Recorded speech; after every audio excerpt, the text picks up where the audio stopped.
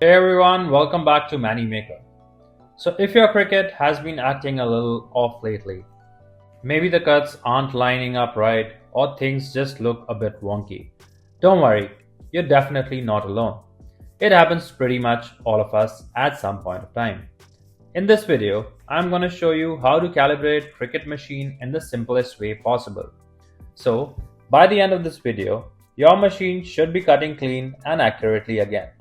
So let's jump right in and fix it. Alright, first go ahead and open your Design Space app.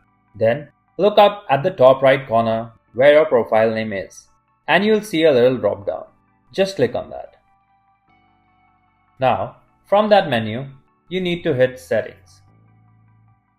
Once the Settings window pops up, you'll see a bunch of tabs at the top.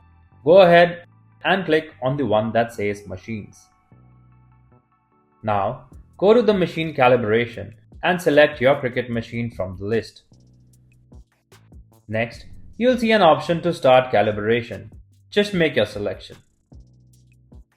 Alright, now it's gonna ask you to insert your blade and place a sheet of plain printer paper onto your mat. Once you've got that set up, just click Continue.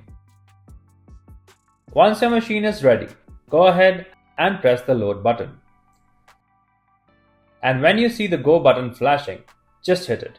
That's gonna start the calibration process.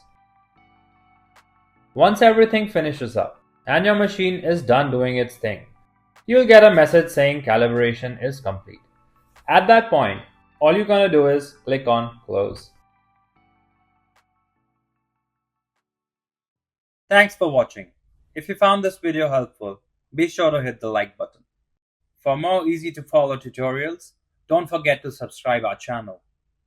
You can also visit manimaker.com for more DIY inspiration and creative crafting ideas.